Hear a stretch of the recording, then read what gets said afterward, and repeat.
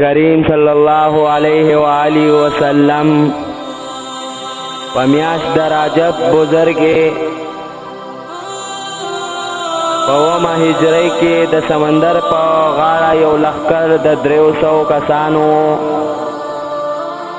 چې په دوی باندې حضرت عبیده رضی الله عنه امیر جوړ کړو او ویلېږه نبی علیہ السلام په یو تیلی کې د کجورو توخه دوی ته ورکړه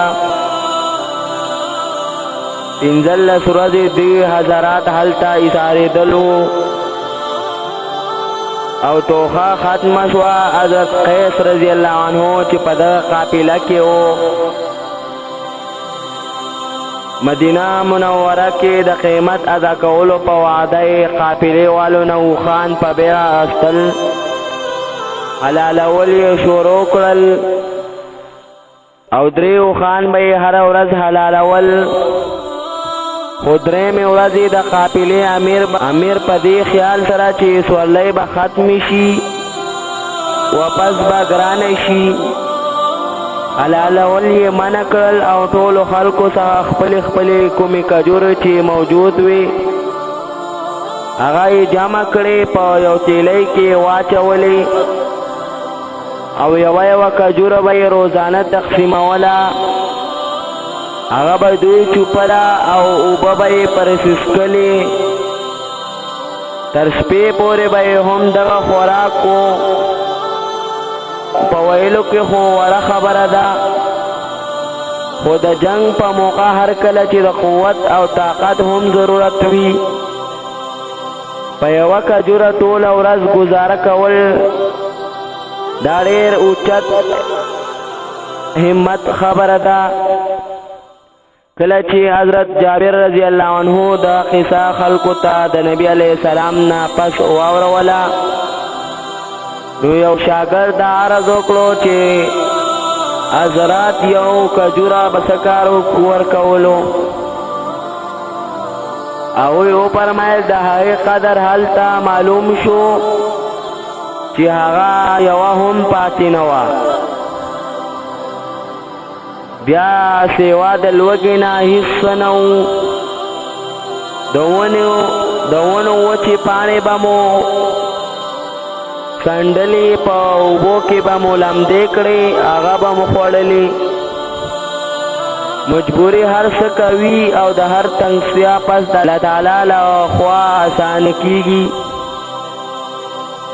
الله تعالی د دې تکلیفونو او مشقتونو نه پس د سمندر نه یو کب د دې خلکو ته راویستو چې هغه ته عنبر وایي دومره غټ و چې 18 ورځو پورې دې حضراتو دغې نه خوراک کوو او مدینې منورې ته رارسېدو پورې د دغې غوښه په توخه دانونو کې ورسره وه د نبی علیه السلام په مخ کې کله چې د سفر تفصیلي قصه واورولی شوه نو هغوی مبارک ارشاد وفرمایه چې د الله تعالی یو رزق و چې تاسو طرف ته یې راولېږو مشقتونه او تکلیفونه په دې دنیا کې ضروري دي او په الله تعالی والو خصوصا راځي په دې وجه د نبی علیه السلام ارشاد دی چې انبیاء علیه السلام د ټولو نه زیات په تکلیفونو کې ساتلی شي بیا چې په ټولو کې زیات بهتر وي بیا ورپسې چې په پاتې شو کې بهتر وي د سړي عظمیت د هغې د دیني مرتبې مناسب کیږي د هر تکلیف نه پس الله تعالی په خپلې مهربانۍ او فضل سره اساني راولي دا هم سوچ کوئ چې زمونږ په مشرانو څه تیر شوي دي او دا ټول د دین په خاطر و د دې دین په خورولو کې چې نن موږ په خپلو لاسونو ضایع کوو د دې حضراتو د لوږې تندې تېرې کړي دي پاڼې یې خوړلې دي خپلې وینې توی کړي دي او